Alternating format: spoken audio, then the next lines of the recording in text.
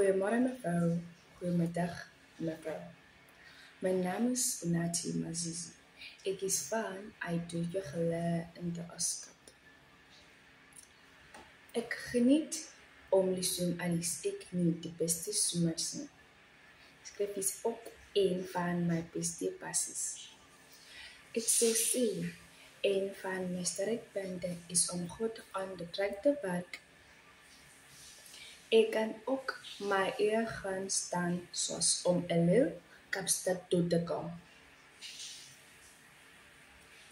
My swakheid is dat ek nie probleme in die gesig staan nie, wat my telestel omdat ek sterke individu was. My toekomsplan is om 'n lekker sterke vrou te was. Wie wat PhD en elke tipe motto kry wat sê nie.